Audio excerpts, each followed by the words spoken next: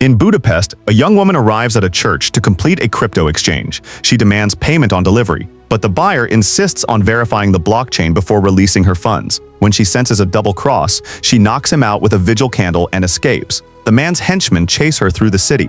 She breaks into a tattoo shop, escapes through a window, and leaps onto a table umbrella, causing one of the pursuers to stumble and fall. She eventually slips into a bar and removes her jacket to blend in, but she's being watched. Rutledge follows her inside, gets a beer, and after choking her, injects her with a sedative and steals the crypto wallet containing 70 million US dollars in Bitcoin. Meanwhile, in Washington, D.C., President Danielle Sutton, a war veteran, a mother of two, and the first black woman to serve as President of the United States, is woken up to news that Ovid is on the move. It turns out that Ovid is her own rebellious 17-year-old daughter, Serena, who snuck out of the White House to party at a Georgetown bar and ended up on the late-night news. After a brief confrontation, Serena argues she was just sneaking out, and her gadgets are confiscated for evidence since she may have hacked into the RFID system to create her own keycard. President Sutton reminds her that she's not allowed to leave without security. Her father, Derek, insists it's for her protection, while Serena points out that her brother Demetrius knew she was sneaking out and said nothing. The first gentleman tells everyone to go to bed.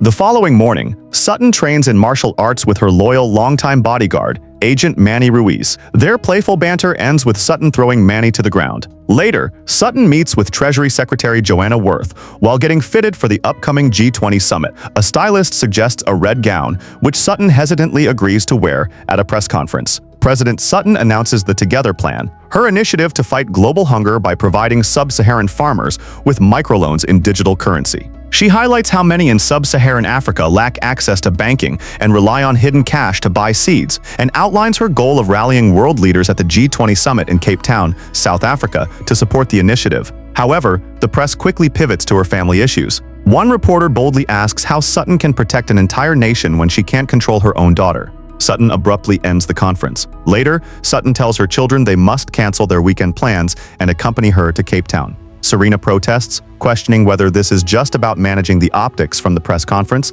then storms off. On the plane to South Africa, Sutton and Joanna reflect on their journey into office. Manny then briefs them on security. Vice President Mickelson reassures them that the hotel is secure, though private contractors have been hired due to the host nation's inexperience, a fact that gives Sutton pause. In Cape Town, Rutledge arrives separately and is greeted by the traitorous Agent Paxton. They head to the Grand Diamond Hotel, the specially prepared venue for the G20 summit. Sutton's family is given RFID passes upon arrival. In the ballroom, security conducts a sweep, and President Sutton, striking in her red gown, meets British Prime Minister Oliver Everett, who admires her personally but dismisses her plans for the future. Sutton is disappointed. She is also introduced to Elena Romano, the powerful new head of the IMF, considered by many to be the most influential woman in the world, after Sutton herself. Behind the scenes, Rutledge's team has been quietly and methodically infiltrating the hotel. They've reprogrammed the ballroom doors to respond only to their own key cards, smuggled weapons inside disguised as camera equipment, posed as room service staff, and shut down Cape Town cell towers and Wi-Fi. Agent Darden, a trusted member of Sutton's own protective detail, enters an elevator with a disguised operative and activates a concealed poisonous gas tank. An armored truck arrives with more henchmen to secure the perimeter. Rutledge then triggers a bomb hidden in the honeymoon suite, obliterating the entire U.S. Special Forces CAT team in a single blast. Panic erupts in the ballroom after the explosion. Outside, guards begin dying from the poisonous gas, unable to access their RFID passes. The doors lock and the world's most powerful leaders start to choke as their security is wiped out. A few moments later, what appears to be a rescue team enters the ballroom, but it's another trap. A leader tries to leave and is shot in the head. The attackers separate the politicians from their spouses. Meanwhile, Agent Paxton arrives and initiates an evacuation plan, but is immediately stabbed and killed by Rutledge. As the chaos unfolds, Manny tries to escort Sutton and Joanna out. When Sutton runs back to save Prime Minister Everett, she's nearly caught, but Manny reacts fast, taking out the threat. Joanna, however, is captured. With the doors locked, Everett asks what the plan is. Manny mentions a hidden door behind the bar. Just then, Elena Romano suffers a panic attack. Thinking quickly, Sutton grabs a fire extinguisher and Manny shoots it, creating a smoke screen. They escape through the hidden exit, removing their tracking bands once inside. Sutton, Manny, Everett, Elena, the South Korean First Lady Han Min-seo, and a handful of others have managed to get out. But the situation is dire. Meanwhile, in the kids' room, Serena and Demetrius are under threat. Demetrius fights back, helping Derek overpower a henchman and buy them time. The family pushes furniture against the door and plans their escape, eventually slipping out to the opposite room via the balcony, leaving a tied bedsheet hanging to mislead their pursuers into thinking they climbed down to the floor below. Back with Sutton's group, Manny suspects an inside job. The attackers clearly knew every emergency protocol, and even the US Special Forces were wiped out in the first wave. Any outside backup would be hours away. Sutton and Manny argue about how to proceed.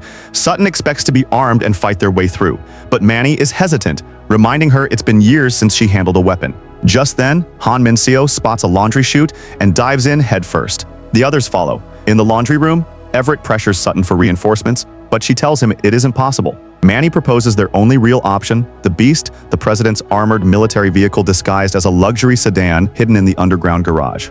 Getting to it, however, will be a mission in itself. Everett wants to wait for backup. Sutton refuses, reminding him that it was the so-called cavalry who hijacked the summit in the first place. Elena and Han choose to follow Sutton. Manny hands Sutton a handgun before they move out. Rutledge, meanwhile, hijacks the internet with a global live stream.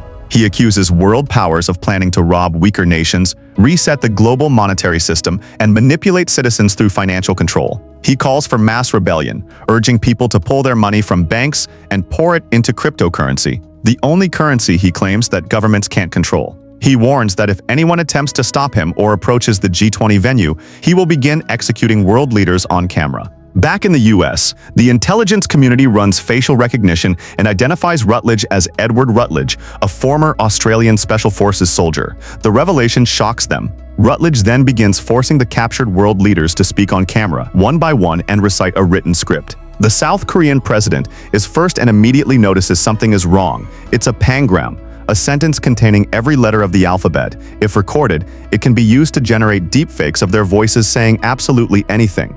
When the South Korean president refuses to comply, Rutledge slices off his ear. The rest fall in line, terrified. The US task force, led by Mosley, is completely blind. All surveillance has been cut. Any military intervention risks triggering hostage executions and an international incident. They convene with representatives from the other 19 nations to plan a collective response. Then the first deepfake videos drop online. In one, the German chancellor announces that the new world currency will allow governments to track every move their citizens make. In another, the French prime minister brags about using digital currency to manipulate elections and enrich himself. The world watches in horror. Panic spreads, and, just as Rutledge planned, cryptocurrency begins to skyrocket while national currencies spiral. The crypto wallet he stole from the woman in Budapest is loaded, and the more panic spreads, the richer he becomes. As more of Rutledge's men approach the laundry room, Sutton's group climbs through a ceiling trapdoor and onto the roof of the elevator. They begin to descend, but Prime Minister Everett accidentally hits his hand against the elevator wall and cries out in pain, alerting the mercenaries below. The men go quiet. It's a trap. Sutton drops into the elevator and is immediately attacked, nearly choked out. But Elena Romano, still clinging to the top, tears a strip from Sutton's gown, wraps it around the mercenary's neck, and yanks upward, knocking him out. Sutton seizes the opportunity and guns down the remaining attacker. She also takes out the man choking Manny. The group is shaken but impressed. On the rooftop, Derek and the kids are trying to figure out how Rutledge is still broadcasting with the entire hotel network down. Serena realizes the TVs are still working and rigs components from the satellite to build a remote uplink. Just as she's about to send her message, two men approach. Demetrius recognizes one of them, Agent Darden, from their own protective detail, but Derek tells him to stay quiet. Something is very wrong. Derek confronts Darden directly, accusing him of betrayal. Darden snaps back, saying Sutton betrayed the US first by choosing African farmers over American citizens. As Serena hits send, the device makes a noise, exposing them. Darden searches the room but finds nothing. The kids are now clinging silently to the outside ledge of the building. Serena's message is successfully received at the Pentagon. The vice president now knows the president is alive and that Darden is a traitor. Making their way toward the service entrance, Sutton's group passes through the hotel kitchen, where 5 hostages are being held by 2 of Rutledge's men. Manny wants to press on, reminding Sutton that her safety is the priority. Sutton refuses to abandon innocent people. They hatch a plan. Manny floods the kitchen floor and electrifies the water, electrocuting one of the guards. Sutton charges in and shoots another in the leg, but he recovers and overpowers her. She grabs a frying pan and slams it into his head, knocking him out, or so she thinks. As she unties the hostages, the mercenary revives and raises his gun at her. Manny leaps in front of the bullet to save her life. One of the hotel staff, who turns out to be Malokula, a South African special operative embedded undercover, throws a knife into the henchman's chest, killing him. Sutton now knows she has allies inside the hotel. Malokula reveals he and another agent were placed there by the South African government. Sutton sends them to find and protect her family, and they exchange radios for communication. Rutledge escalates the situation by shooting the Australian Prime Minister dead in front of the remaining hostages.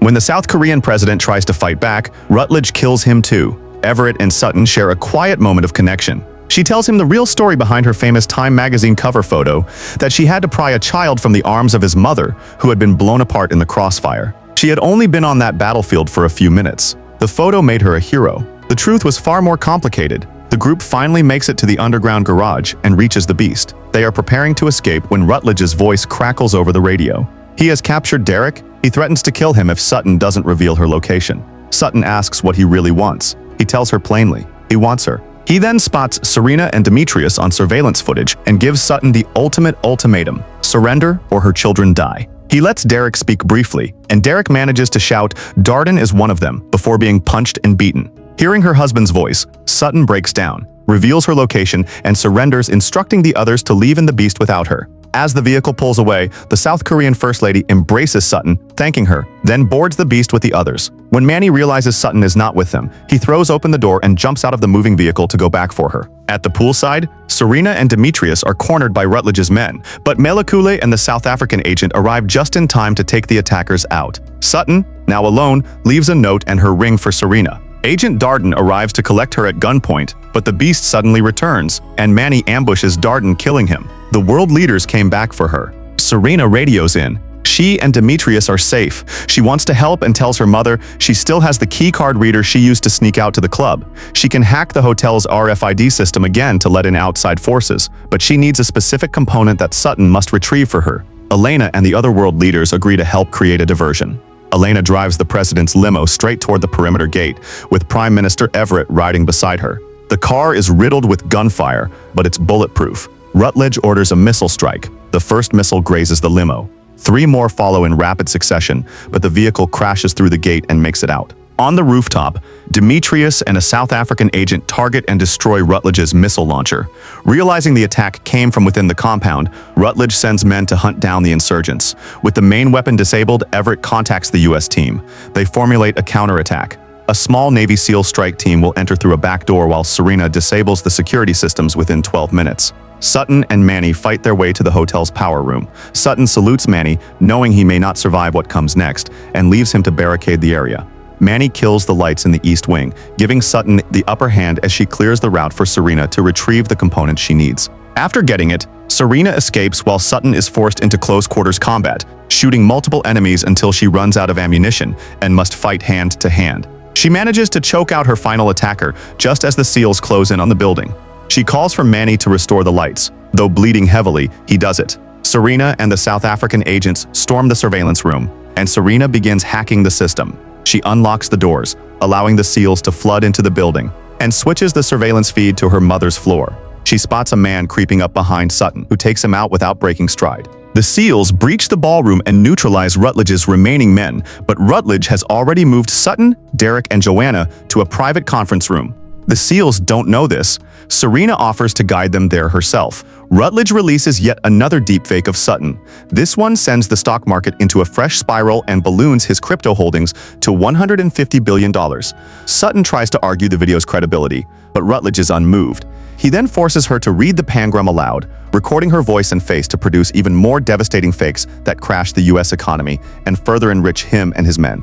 Then he reveals his true motivation. He tells Sutton he was in Fallujah. He was in the front caravan, clearing the road of bombs, when an explosion, an American bomb, killed 2 of his brothers. While he was left to grieve in obscurity, Sutton pulled a child from the rubble and came home to a hero's welcome. He calls her a fraud. Sutton fires back, telling him he will never leave this situation alive. Furious, Rutledge shoots Derek. Sutton tackles him and they brawl. During the struggle, the crypto wallet falls from Rutledge's possession, and Joanna quietly scoops it up and hides it. Just as Rutledge is about to shoot Sutton, Han Min Seo, who had hidden a knife after mourning her husband's death in the ballroom, stabs him from behind. Rutledge collapses. Sutton rushes to Derek and discovers to her enormous relief that he was wearing a bulletproof vest. Then she turns around and catches Joanna concealing the crypto wallet. The betrayal is confirmed. Joanna confesses that she had worked her entire life for the presidency, only to watch Sutton take it. Sutton slaps her to the ground and takes back the wallet. But Rutledge is gone. Demetrius rushes in to tell his mother that Rutledge has grabbed Serena and is heading for the rooftop helipad. Sutton races up to find Rutledge strapping Serena into the helicopter, preparing to flee. Sutton holds up the crypto wallet and offers to trade it for her daughter. As she gets close, she hurls the wallet into the air. Rutledge dives for it and misses. The wallet tumbles off the edge of the ridge and is lost. Enraged, Rutledge opens fire, and the helicopter begins to tilt dangerously. Sutton wrestles his gun away and throws him off the helicopter. Rutledge falls to his death, but the helicopter itself is now dangling over the rooftop edge, about to drag Sutton and Serena down with it. Serena pulls her mother to safety just in time. The rescue teams arrive, and the Navy SEALs grab hold of a rope and pull together, hauling the helicopter back from the edge. In the aftermath, Joanna is arrested and sent to prison for her role as a terrorist accomplice, and in the final moments, the Sutton family gathers to look at a framed red gown and shoes, a symbol of everything they endured